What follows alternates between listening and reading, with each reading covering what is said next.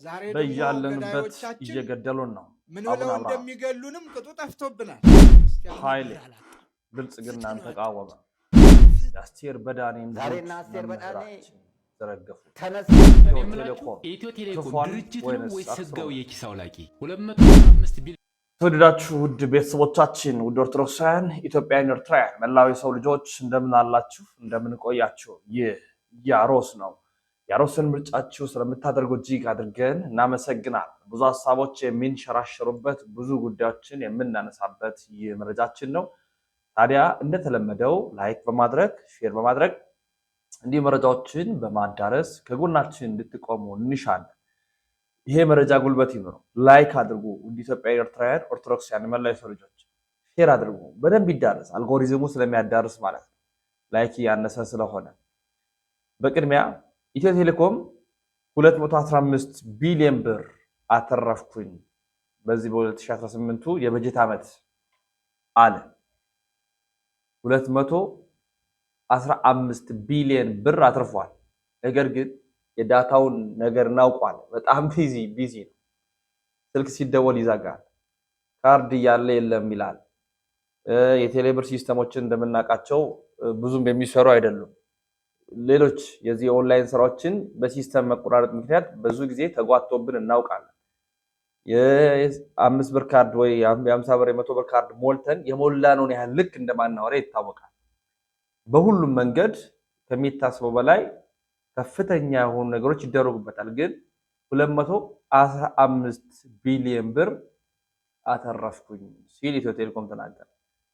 እንካታ እኔ የምላችሁ ኢትዮ ቴሌኮም ድርጅት ነው ወይስ ህጋዊ የኪስ አውላቂ? 215 ቢሊዮን ብር አተረፍነ ብለው ሲፎክሩ አያፍሩም። ዳታ ትገዛለህ፣ ሳይከፍት ያልቃል። 994 ላይ ብትደውል ሙዚቃ እንጂ መልስ የለም። ዋይፋይ ሲበላሽ ለማስተካከል ሳምንታት ትጠብቃለህ። ቴሌብር ደግሞ ሲመጣ ሲስተም ዳውን፣ መብራት ልትከፍል ስትል ሲስተም ዳውን። ኔትወርኩ 2G ዋጋው ግን 5G።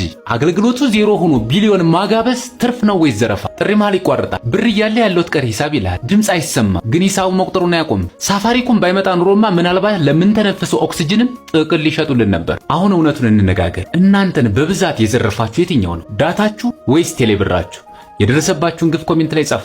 ኔትወርኩ 5G ተባለ እንጂ ምንም ከዚህ ከ2 እስከ 3G ያለፈ እንትን የለውም፣ ፍጥነት የለውም እንደምናውቀው ማለት።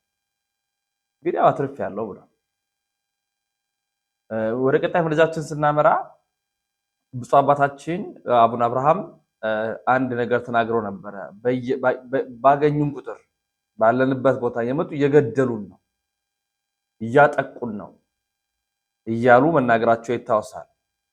በጣም አስፈሪ መልእክት ነው ያስተላለፉት። እንካታ ዛሬ ደግሞ ገዳዮቻችን ምን ብለው እንደሚገሉንም ቅጡ ጠፍቶብናል። ክርስቲያኖች ከዋሉበት እንዳያድሩ ካደሩበት እንዳይውሉ መከራ ስቃይ ይበዛባቸው እንደነበረ ሁሉ ዛሬም እኮ ዘመነ ሰማዕታት እየመጣ ነው ብንል ማጋነን አይደለም። እንደው ቀጥታ አዋጅ ተብሎ አለመታወጁ ካልሆነ በስተቀር ሰማዕትነቱ በየደጁ ሆኗል። የንጹሃን ደም መፍሰሱ በየደጁ ሆኗል። ክርስቲያን ሆኖ መገኘትም ፈተና አምጥቷል። የሚከብደው ክርስቲያን ሆኖ መከራ መቀበሉ አይደለም። የሚከብደው ክርስቲያን ሆኖ ሰማዕትነትን መቀበሉ አይደለም። የሚከብደውና የሚገርመው ግን በክርስቲያኑ ሀገር፣ በክርስቲያኑ ደሴት የክርስቲያን ሀገር ተብላ በምትጠራው በኢትዮጵያ ክርስቲያኖች በየቦታው ሰማዕትነት መቀበላችን ብቻ ነው። ይሄ ይገርማል፣ ይሄ ያስደንቃል። ምክንያቱም በሌላው ክርስቲያኖች ሰማዕትነትን ተቀበሉ ስንል ለጣዖት ስገድ አንሰግድም፣ እኔ የማመልከውን አምልክ አላመልክም፣ የኔን ሐሳብ ተቀበል፣ ከክርስትና ውጭ አልቀበልም፣ እማመልከው ሰማያትንም ምድርንም እኔንም አንተንም የሚታየውንም የማይታየውንም የፈጠረውን እግዚአብሔርን ብቻ ነው በሚል ነበር። ዛሬ ደግሞ ገዳዮቻችን ምን ብለው እንደሚገሉንም ቅጡ ጠፍቶብናል። በኢትዮጵያ ምድር የክርስቲያኖች መሞት የክርስቲያኖች ሰማዕትነት መቀበል ምን ብለን ስም እንደምናወጣለትም ለኔ አልገባኝም። ብፁዕ አባታችን የተናገሩት ሐሳብ ግልጥ ነው፣ የሚታወቅ ነው። ጠንከር መረር ያሉ ሐሳቦችን አሁን መያዝ ማስተላለፍ አለብን። ጠንከር መረር ያሉ ሐሳቦችን በደንብ አድርገን እሱን እንድናስብበት እፈልጋለሁ። ምክንያቱም በያለንበት እያጠቁን ነው፣ በያለንበት እያስሱን ነው፣ በያለንበት የፈለጉን ስለሆነ ማለት። በቀጣይ መረጃችን ይሄን ሐሳብ እናነሳለን። ከታተልን እንመለስ። መንግስት ያለው አካባቢያችሁን አልሙ ነው። ለማልማት ዝግጁ ነን። ለኮሪደር ልማቱ የሚመጥን ቤተ መቅደሱ የሚታደስበትን ዲዛይን አዘጋጅተናል። ስለሆነም ለብፁዕነቶ እንድናቀርብ ይፈቀድልንና ታድሶ ቅርስ ተጠብቆ ሃይማኖት ተጠብቆ እንዲለማ እንድናደርግ እንዲፈቅዱልን ብፁዕነቶን እንለምናለን። መንግስት ያለው አልሙ እንጂ አፍርሶ አይደለም። ከመንግስት ጋር ለማነካካት መንግስት ቤተ መቅደሱን አፍርሱ ብለውናል ብለው ለማፍረስ ቅድመ ዝግጅታቸውን አጠናቀው ማፍረስ ጀምረዋል። እባኮ ብፁዕነቶ ያስቁምልን። የወሊሶ ሕዝበ ክርስቲያን ቅዱስ አባታችን እባኮ ብፁዕነቶ ያስቁምልን። የወሊሶ ሕዝበ ክርስቲያን ቅዱስ አባታችን አቡነ ዲዮስቆሮስ ያስረከቡን ቅርስ በፍጹም በቅንነት እንድንጠብቅ ጥሪያችንን እናስተላልፋለን። ቅርስ በማውደም ተተኪ ትውልድን እምነት አልባ ሃይማኖት አልባ ለማድረግ የምትሰሩ የቤተ ክርስቲያን ሰዎች እጃችሁን ከታሪካዊ ቅርሳችን ላይ አንሱ። በተለይ ወሊሶ ላይ ያለው ነው ይሄኛው። ትናንትናም አንድ ሙሉ ቪዲዮ አሳይቻችሁ ነበር። የብፁዓን ሊቃነ ጳጳሳት ክቡር አስክሬን ያለበት ቦታ አንድ ላይ እንዲፈርስ ታሪክ እንዲጠፋ የተደረገ ነው በሚል ነው ሐሳቡን ያቀረብኩላችሁ። ዛሬም በወሊሶ ያሉት ኦርቶዶክሳውያን ወጣቶች ድምጻቸውን ከማሰማት ወደ ኋላ አላሉ። ጠንከር ያሉ ሐሳቦችን ያነሱ። የሰሞኑ አጀንዳ ርዕስ የነበረችው አስቴር በዳኔ ናት። ሁላችንም እንደምናውቀው ንካት ዛሬና አስቴር በዳኔ ተነስተው እንደፈለጉ የሚፈነጥዙት በተለይ በዚህ ዘመን አንዳንድ የኦሮሞ ፕሮቴስታንቶች ፓስተሮች የሃይማኖቱ ተከታዮች ሃይማኖቱን ሳትወክሉ ፖለቲከኞች ካድሬዎች ህዝብና ህዝብን ሃይማኖትና ሃይማኖትን ለማጣላት የምታደርጉት እንቅስቃሴ ብታርፉ ይሻላችኋል። ወጥተሽ ይቅርታ ጠይቂ። እናት ቤተክርስቲያን ኦርቶዶክስ ጨቋኝ አይደለችም። አንቺ በሞቱ ሰዎች ተሳልቀሻል። አንቺ ብቀላ እንደሆነ ተናግረሻል። አንቺ ኢትዮጵያ ኦርቶዶክስ ተዋሕዶ ቤተክርስቲያንና አማራ ክፉ እንደሆነ አስበሻል። ንስሐ ግቢ፣ ይቅርታ ጠይቂ። አለበለዚያ እጅሽን ታገኛለሽ። እውነት እልሻለሁ፣ እግዚአብሔር ይቀጣሻል፣ እግዚአብሔር ያዋርድሻል። ማንም አያስጥልሽም። የሚያስጥልሻለሽ መስሎሻል። አዎ ልክ እንደ አበባው እንደተባለ ፕሮቴስታንት ካድሬ ሃይማኖት ጠል ኦሮሞ እንዲጠላ የሚያደርግ ለኦሮሞ ተቆርቋሪ መስሎ ኦሮሞ እንዲጠላ የሚያደርግ እግረኛው ሚዲያ ላይ ሄዶ የሚያሳየው አክት ጥይት ሲመጣ እንደዚህ አድርገን ተናመለጥኩኝ ጥይት እንዲህ ብትተኮስ እንዲልና ቀለዋን እንዲቀልባታለሁ አየር ላይ እርሳሷን እየሰማኝ ደሜነ እግረኛው የሰማ እዛ እንዲህ ብትተኩስ እንዲህ ቢጀ እንዲቀልባታለሁ አየር ላይ ከዛ ጥይቷን እንዲህ መልሼ ወደ አንተ ጣል አድርግልህ የሚል በሌላ ስብሰባ ላይ ታላላቅ ሀገር ላይ ዋጋ የከፈሉትን ነጎበና ዳጬን ነፊት አውራሪ ሀብተ ጊዮርጊስ ዲነግዴን የሚኒሊክ ኮንዶም ብሎ ሲሳደብ ማንም የገሰጸው የለም። ኢትዮጵያ የተሰራችበት ፕሮሰስ ልክ አይደለም። ሰፊ የኢትዮጵያን ቴሪቶሪ ያዝ ነው። ኦሮሞን በተደጋጋሚ ስላነሳችሁ ማለት ነው። ኦሮሞዎች ኢትዮጵያ የተሰራችበት ፕሮሰስ ጃገማ ኬሎን ታነሳላችሁ፣ እነ ሀብተ ጊዮርጊስ ዲነግዴን ታነሳላችሁ። እነሱ ምኒልክ እንደ ኮንደም የተጠቀመባቸው ኦሮሞዎች ናቸው እንጂ ኦሮሞ በኢትዮጵያ ኢትዮጵያዊነት በምትሉት ፕሮሰስ ውስጥ እነ ጃገማ ኬሎ ኮንደም ሆኖ ሊሆን ይችላል፣ እነ ጎበና ኮንደም ሆኖ ሊሆን ይችላል። ምኒልክ ተጠቅመውባቸው ጥሏቸዋል። በፕሮሰሱ የተሰራችበትን ፕሮሰስ አልተስማማንም። ለኦሮሞ ተቆርቋሪ መስሎ ኦሮሞ አንገቱን እንዲደፋ የሚያደርግ ዘመኑን በመመካት ህገወጥ የሆነ አለባበስ እየለበሰ ህገወጥ የሆነ ነገር ሲሰራ ለነገሩ እግረኛው ሚዲያ መታወቅ ስለፈለገ ነው እንጂ እንዲህ አይነት ጸያፍ የሆነ ቃለ መጠይቅ መተላለፍ ራሱ አልነበረበትም። ክብረ ነክ የሆነ ጋዜጠኛን የማያከብር ስቱዲዮን የማያከብር ህዝብ የማያከብር እንዲህ አይነት ስራ ለህዝብ መቅረብ አልነበረበትም። እንዲህ አይነት ነውረኛ ሰው ዛሬ ይነሳሉ አሉ።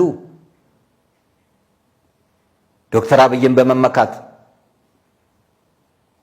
ወዳጄ ዶክተር አብይ ምንም ማድረክ ምን ትላንት ለኔ ተናግረሃል ብሎ የሚምር አይምሰል፣ የሚተው አይምሰል። ኩላሊቴን ሰጣለ ያለው ወይኒ ቤት እኮ ነው መንሱር የሚገኘው።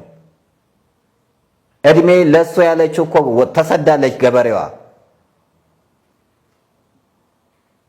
ከለማ መገርሳ በላይ ለዶክተር አብይ የሚሆን ማን አለ? ስልጣን የሰጠ ሞት ነው የሚለየኝ ብሎ የተናገረ የመሰከረ ወዳጅም ወንድምም ጓደኛም የሆነ ማን አለ? እንደው እንጣን ጥጣጣ አበዛችሁ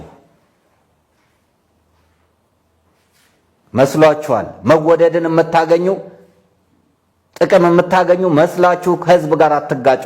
ስርዓት ለሚያልፍ ነገር ለማያልፈው ህዝብ መጥፎ ጠባሳ ነገርን አታቆዩ። አስቴር ትላንት በአረንጓዴ ቢጫ ቀይ ሰንደቅ ዓላማ ልብስሽ ኢትዮጵያዊነትን በሚያነሳ ቃላትሽ ለኦርቶዶክስ ተዋሕዶ ቤተክርስቲያን ያለሽን ክብር ስትገልጽ ነበር የምናውቀው። መቀየር የፈለግሽውን ፖለቲካ መግራመር ትችያለሽ። ማንም ሰው ለምን እከሌ ሆና የሚባልበት ነገር አይደለም። ነገር ግን ሃይማኖትን መንካት ግን አትችይም። በእግር ራስን ልከካት በይ አትበይ። አርፋችሁ ተቀመጡ። አትንኳት፣ ኦርቶዶክስን አትንኳት፣ የሀገር ባለውለታን አትንኳት። ወርቅ ላበደረ ጠጠር እህል ላበደረ አፈር እየሆናችሁባት አስቸገራችኋት። ምን ባደረገች? ኢትዮጵያን በመስራቷ ከውጭ ሃይማኖት ሲመጣ በመቀበሏ። እስልምና እኮ ሲመጣ በፍቅር የተቀበለችው ሃይማኖት ኦርቶዶክስ ተዋሕዶ ቤተክርስቲያን ናት። እስልምናው እኮ የውጭ ሀገር ዜጎች ናቸው፣ ኢትዮጵያውያን እንኳን አይደሉም። ክርስትናው ኢትዮጵያዊ ነው፣ ሕገ ኦሪቱ ኢትዮጵያዊ ነው። ንጉሱ በተለይ የዚህ አስቴር በዳኔን ጉዳይ እናውቃለን። አያይዞ ደግሞ እዚህ እግረኛ ሚዲያ ላይ የቀረበው አንድ መከላከያ ልብስ ብለብስ ምን ያመጣዋል ምን ያመጣል በሚል የተናገረውን ግለሰብ የሱንም ሐሳብ አቅርቦ አይተናል።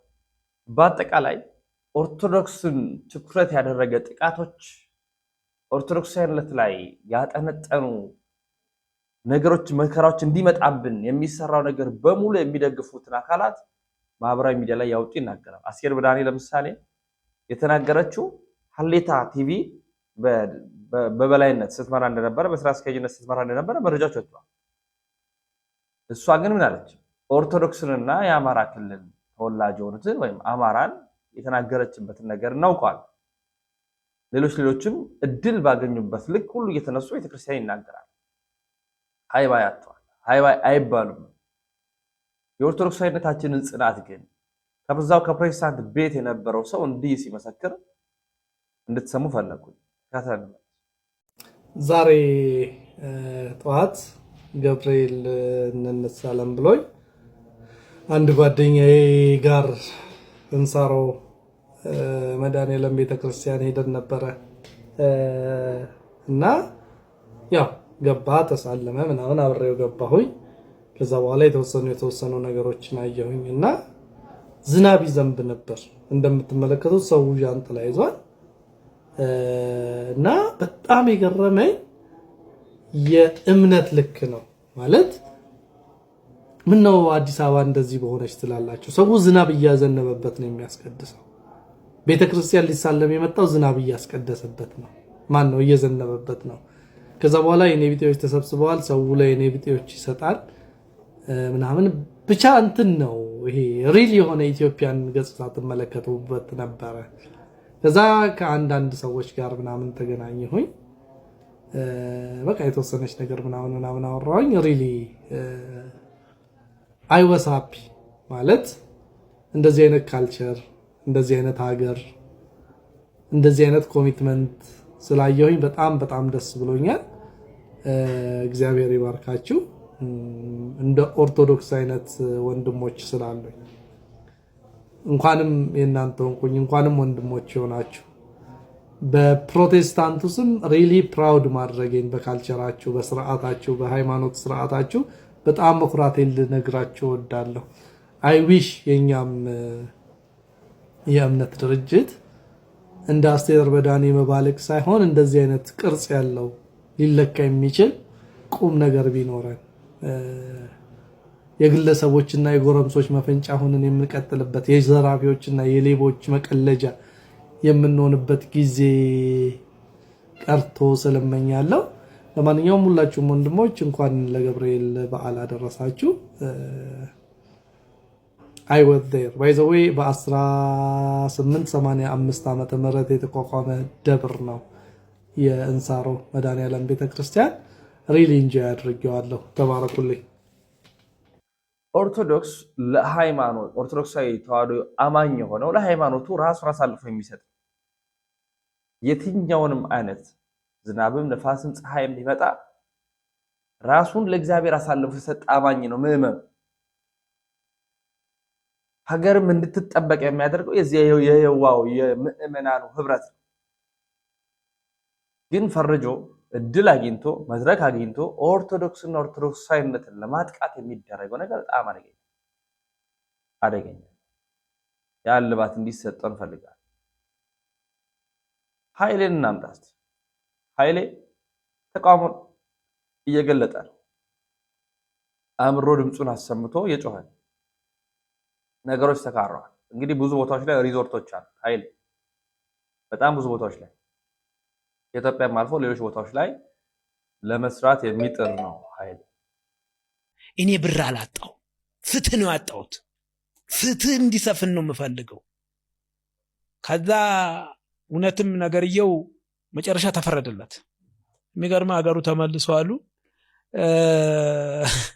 የ50 ስንት ጥፍ አድርጎ በቃ ፍትህ አገኘው ብሎ ደስ ብሎት ከዚህ አዲስ አበባ ሄደው በፍትህ ህዝብ ሁሉ ጠርቶ ጋበዘ ይባላል። እና ፍትህ ቫልዩለስ ማለት እንትኑ ምንድነው ይለዋል መሰል በገንዘብ የምትተምነው አይደለም። ለዚህ ነው አንዳንድ ጊዜ በቢዝነስም አንዳንዴ ሁሉ ጊዜ ኦዲት እንደረጋለን ምናምን እንደረጋለን። እያንዳንዱ ኦዲት ያድርጉ በቃ የሚገባው እንደውም ሄደው አግኝተው እኛ እንኳን ብንሳሳት ኦኬ ይሄ ነገር ለምን ተሳሳታችሁ ብዬ ወደዛ የገዛ ልጆችን ይሄ ልክ አይደለም እዚህ ፖሊሲ ላይ ተቀምጠው ይሄንን ኦኬ ይሄንን እንቀጣለን ይሄ እንደዚህ ይሄ ደግሞ እንዴ ስማኔ ያራ ማነው 400-500 ብር ክትፎ ሸጬ ያ10 ብር ቆጮ ሪሲት የለም ዘራፍ ከየት መጥቶ ሊሸጥ ነው? ይሄንን ከተቀበል ይሄንንም ተቀበል ጭቅጭቅ ነው የምንገባው። ይሄንን ክትፎ 400-500 ብር ተቀብለኛል። ይሄ ደግሞ ከገበሬ ነው የገዛሁት ሪሲት የለውም። በዚህ ያወራርዳለው በህግ አምላክ ነው። እሺ በቃ እስቶዳኛው እስከደም ጠብታ ነው የምንከራከረው። ኖ ዚስ ኢዝ ሲሪየስ። ለምሳሌ እናንተ ቡና አለ መቼስ ሁሉ በሪሲት አይደለም። 1000 ነገሮች ያለ ሪሲት ነው የሚሰራ። ኦፍኮርስ መንግስት እንደ መንግስት ሀገር እንደ ሀገር ለሁሉም ሪሲቶችንና እንትኖችን ህጋዊ ደረሰኞችን ፕሮቫይድ ማድረግ አይችልም። ብዙ የጉልበት ሰራተኛ አለ፣ ብዙ እንትን አለ። ይህንን መቀበል ግድ ይላል። ያንን ሴልስ አክሴፕት ካደረግ ያንን ወጪ አክሴፕት ማድረግ አለ። በነገራችን ላይ እኛ ሁሉን ነገር እንደ ትልልቅ ካምፓኒ ስትሰራ ኢንቨስቲጌሽን ወይ ኦዲት እኮ ለመንግስት ለሚያስከፍለው ብቻ ለኔም ይጠቅመኛል። ኦዲት እኮ እኔ ያለሁት እዚህ ነው። አንዳንዱ ስራዬ 500 ኪሎ ሜትር እና ጎንደር ላይ 700 ኪሎ ሜትር እንትን ላይ 500 ኪሎ ሜትር አለን አይደል? በ3 ወር በ4 ወርም አልሄድም። እንዴ ኦዲት እኮ ሲደረግ ለኔም ይጠቅማል አይደል? እንደ ባለቤት ከሆንኩ ማለት ነው። ባለቤቱ በነገራችን ላይ ሀገር ነው። ዋና ባለቤት ለምንሰራው ቢዝነስ መንግስት ነው፣ እንዲያውቀው። ዋናው ባለቤት መንግስት ነው። እኔ ሁሌ የምለው ነገር በቢዝነስ መንግስት ባለቤት ነህና እባክህ እያንዳንዱን ቢዝነስ ጠብቅ፣ እያንዳንዱን ቢዝነስ በደንብ ተከታተል፣ እያንዳንዱን ቢዝነስ እኛን ተንከባከብ ነው የምለው። ለምን በለኝ፣ እኛ አመቱን ሙሉ በጣም ብዙ ብር ብዙ ስራ ሰርተን ይሄን ያህል ሚሊዮን ተረፈ እንባላለን። ባንክ ተበድረን ነው ያንን ግብር የምንከፍለው። ምነካችሁ? ባንክ ተበድረን። እኔ አሁን ያለፈው ግብር በጣም ብዙ ግብር ነው። ስንት እኔ ስራ ነው የማየው። ልክ እንትን ጥቅምት ላይ ግብር ሲገበር ሲባል ሂሳብ ሰርተው ይሄናል እንዴ ብሩ የት ጋር ነው ያለው? የት አለ ብሩ አሉ። ከዛ እግዚአብሔር ይስጣቸው ባንኮች ወደ 67% የሚሆነውን ከባንክ ወሰድን። ያው አሁን ደግሞ እየከፈልን አሁን ደግሞ የሚገርም አሁን እኮ ደግሞ መጣ ጥቅምት አሁን። ስለዚህ ማን ነው ባለቤቱ? መንግስት ነው። መንግስት አንደኛ በሚገበረው ግብር ባለቤት ነው። ሁለተኛ ህዝቦች ስራ እየሰሩ ነው እዚህ። እነዚህ ህዝቦች ደግሞ የኢንካም ታክስ ይከፍላል። ማለት ኢንካም ታክስ ቀላል እንዳይመስል። አንዳንድ ከተሞች ላይ የምንከፍላቸው፣ አንዳንድ ቦታዎች ላይ የምንከፍላቸው ኢንካም ታክሶች ብዙ ብሮች ነው። የዛን ከተማ የአስተዳደር ሰራተኞችን ደሞዝ የሚከፍል እሱ ብር ነው። እያየ ነው።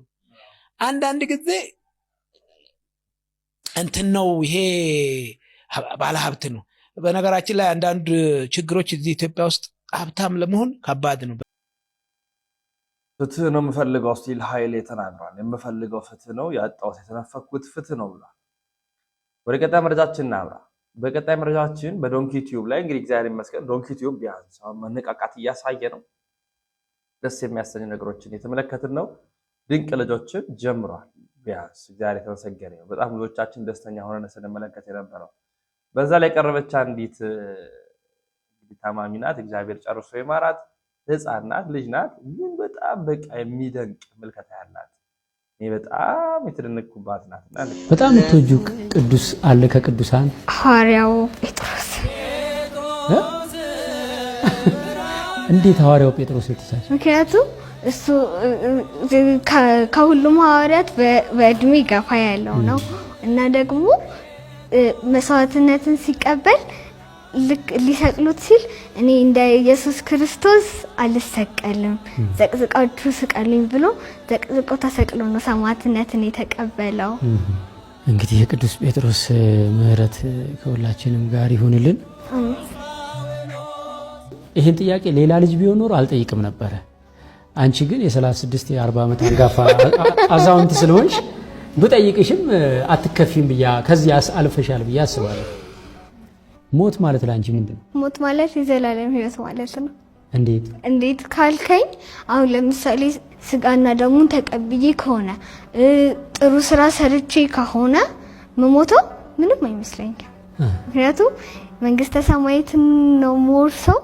ከዛ ከመላእክት ጋር ነው ምዘምረው። ስዘምር እግዚአብሔርን ሳመሰግን ነው የምኖረው። ስለዚህ እንደውም እዚህ ካለው ህይወት ሰማይ ያለው ህይወት ይሻለኛል። ግን መጥፎ ስራ ሰርቼ ሰውን አሳዝኜ ስጋና ደሙ ሳልቀበል ንስሐ ሳልገባ ከሞትኩኝ እንጃ የምኖረው እንትን በጣም ከባድ ነው የሚሆነው። አሁን አንቺ ሞትን ትፈሪያለሽ? አልፈራም። ሞት ጥላ ውስጥ ብጓዝ አልፈራም። ግን እሺ መሞት የምፈልገው ጥሩ ስራ ሰርቼ ቤተሰቦቼን ንስሐ አስገብቼ ስጋና ደሙን አስቀብዬ ራሴንም ጥሩ ሰው አድርጌ ነው ማለት የምፈልገው። ስለዚህ መኖር ትፈልጊያለሽ? አዎ። ህልሜን ማሳካት ፈልጋለሁ። ሀገሬ ሰላም አድርጌ ነው መሞት የምፈልገው። ስለዚህ ለመሸነፍ ዝግጁ አይደለሁም ነው የምትይኛው። በእምነት እግዚአብሔር ለሚያምን ሁሉ ይቻላል ብሏል። እንደምትድኝ ታምኛለሽ? ያምናል አይምሮሽ? እንዴት ነው ድናለሁ ብለሽ የምታምኚው? እግዚአብሔር ያንን ሁሉ ህመም እኮ አሳልፎኛል። ስለዚህ ደግሞ ካሁን በኋላ ያለው ነገር ለሱ ቀላል ነው። ያድንሻል፣ ያድነኛል፣ እርግጠኛ ነኝ ያድነኛል። አድነኝ አምላኬ አድነኝ፣ አድነኝ ጌታዬ አድነኝ። እግዚአብሔር ይመስገን፣ እግዚአብሔር ይመስገን። ሀሳብሽ ተሳክቶ ህልምሽ ሆኖ ደግሞ ለእኛም እድሜ ሰጥቶን እኔ አርጅቼ አንቺ ወጣት ሆነሽ ደግሞ አንድ ሰው ህይወት ላይ ለመቅረብ እና ለመገናኘት ያብቃል። አሜን። መናገር የምትፈልጊው የቀረ ውስጥሽ ካለ አንድ ነገር እድሉ ልስጥሽ። እግዚአብሔርን ማመስገን እፈልጋለሁ። አሜን። ሁልጊዜ አትማትለየው እናታችን መብታችን ቅድስት ድንግል ማርያም ማመስገን እፈልጋለሁ። አሜን። እዚህ ይላሉ ሁሉም ዶክተሮች እያከማችኝ ስለሆነ እግዚአብሔር ይስጥልኝ። ቤተሰቦቼን ማመስገን እፈልጋለሁ። መዳን እፈልጋለሁ። ስለዚህ ደግሞ በቻላችሁት አቅም ብትረዱኝ ደስ ይለኛል። በጣም የሚደንቅ በጣም የሚያስደንቅ ምልከታ እይታ ያላት እህታችን ልጃችን እግዚአብሔር ያሳድጋት። ሆነ የደንኪቲው መመለስን ተመልክቶ ዲያቆን ጎርፉ እንዲህ ሲል ይናገራል። በእውነት አጨብጭቤያለሁ። ኦርቶዶክሳዊ መሆን ማለት እንዲህ ነው። ኦርቶዶክሳዊ አንድ ሲሆን ያብባል። ኦርቶዶክሳዊ አንድ ሲሆን ያሸንፋል። ኦርቶዶክሳዊ አንድ ሲሆን ያበራል፣ ያብረቀርቃል። በእውነት ሰሞኑን ከዓለም ጫፍ እስከ ዓለም ጫፍ ያለን ሀገር ወዳድ ኢትዮጵያውያንና ኦርቶዶክሳውያን በእውነት እንዳይናችን ብሌን ስለምንሳሳለት ልጃችን ስለ ኮሜዲያን እሸቱ ስንነጋገር ቆይተናል። እሼ የዘመናችን የትውልዱ ክስተት ነው። እግዚአብሔር መከናወንን ያደረገለት ብዙ አስደናቂ ስራዎችን የሰራና ወደፊት ደግሞ ብዙ የሚሰራ እንቁ ልጃችን ነው። ፈተና አይምጣብኝ አይባልም። ነገር ግን የመጣበትን ፈተና ኦርቶዶክሳውያን፣ ኢትዮጵያውያን፣ ኤርትራውያን አንድ ሆነው በሚያስደንቅ ሁኔታ ፈተናውን እንዲወጣ አድርገነዋል። በእውነት እሼ አሁን ተረጋግቶ ዳይናሚክ በሆነው ጭንቅላቱ ብዙ እያሰበ ብዙ እየሰራ ትውልዱ ላይ የሚያበራ እንደሚሆን ሙሉ እምነት አለኝ። ለዚህ ደግሞ ከዚህ በፊት በሰራቸው ስራዎች የመዘነውና የፈተነው ነው። በእውነት እሼ እግዚአብሔር ይወድሃል። ምክንያቱም አዝነህ በመጣህበት ሰዓት ላይ በጀርባህ ላይ የነበረውን ሸክም ኦርቶዶክሳውያን ተረባርበው አንድ ሆነው አንተማ በእንዲህ አይነት ሁኔታ መፈተን የለብህም ብለው ሸክምን አቀለውልሃል። በእውነት እግዚአብሔር የተመሰገነ ይሁን። እኔ እጅግ በጣም ደስ ብሎኛል። 3000 ኢትዮጵያውያንና ኤርትራውያን ዶንኪ ቲዩብን $5 ከደገፉ ብዙ የሚያበራ ስራ እንሰራለን ብለህ መተህ ነበረ። ታዲያ 4 እና 5 ቀን ባልሞላ ጊዜ ውስጥ ከዓለም ጫፍ እስከ ዓለም ጫፍ ያሉ ሁሉ ተረባርበው አሁን 2979 ላይ ደርሷል። የቀረችዋ በጣም ጥቂት ነች። እሷም ዛሬ የምትሞላ ይሆናል። አሁን ምን አሰብኩኝ? በእውነት እኔ ከተደረገልኝ ነገር አንጻር በኳታር ያለችው ቅድስት ቤተክርስቲያን ከተደረገላት ነገር አንጻር እንዲሁም ደግሞ በመላው ዓለም እያነቡ እያለቀሱ ያሉ ኦርቶዶክሳውያን እንባቸው ሊታበስ ቅርብ እንደሆነ አረጋገጥኩኝ በእውነት። ምክንያቱም እግዚአብሔር ያንተን ሥራ ይሰራል፣ አንተ ደግሞ ትውልዱን ትሰራለህ፣ ቤተክርስቲያንን ትሰራለህ።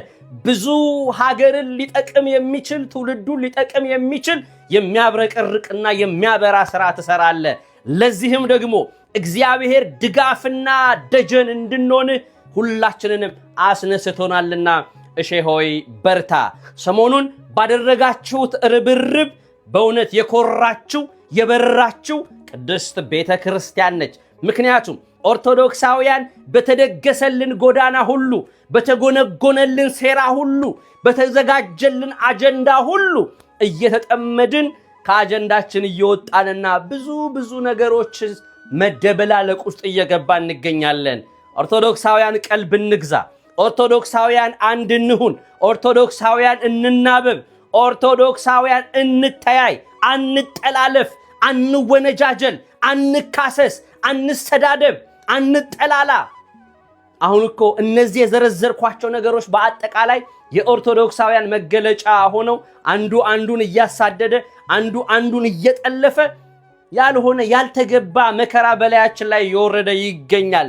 እኔ የሚገባኝና ምረዳው ጀልባችንን ወደ ሞት ባህር እየቀዘፍናት እንደሆነ ይታየኛል። ያንን ደግሞ ማክሸፍ የምንችለው ረጋ ስንል፣ መነጋገር ስንችል፣ መደማመጥ ስንችል፣ መተያየት ስንችል ሁሉም ነገር ከፍ ማድረግ ማሸነፍ እንችላለን። ልክ ሰሞኑን እንዳየነው ማለት ነው። በስተመጨረሻ የማስተላልፍላችሁ መልእክት ምንድነው? ሰሞኑን ያደረግነውን ርብርብ የምናጸናበትና የምናጠናክርበትን አንድ ቤት ስራ ልስጣችሁ። ቪዲዮ በዶንኪ ቲዩብ ላይ ተለቋል። እዚህም ላይ ደግሞ ሊንኩን አስቀምጥላችኋለሁ። በታላቂቷ ጀርመን በፍራንክፈርት ከተማ ላይ ከኦገስት 4 እስከ ኦገስት 10 የሚቆይ ልዩ የሱባኤ ጊዜ ዶንኪ ቲዩብ እንደምታውቁት የሚያዘጋጀውን የላይፍ ስርጭት ሁላችንም የምናስታውሰው ነው። ሱባኤ በሉት፣ እየተዘመረ እየተሰበከ እግዚአብሔር እየተመሰገነ ለትውልዱ በረከት የሚሆን ትውልዱን የሚታደግ እየመጣ ካለው ጥፋት ትውልዱ እንዲያመልጥ መርከባችንን የምናዘጋጅበት ሳምንታትን ሁላችንም እናስታውሳለን። ያንን ሳምንት ጀርመን ፍራንክፈርት ከተማ ላይ እንደግመዋለን። በመላው ዓለም ያላችሁ ኦርቶዶክሳውያን አሁንም አንድ ሁኑ፣ ተጠናከሩ። ጀርመን ላይ ገዳም ሲመሰረት ነገ ደግሞ እናንተ ጋር ይሄ በረከት እንደሚመጣ በፍጹም እንዳትጠራጠሩ።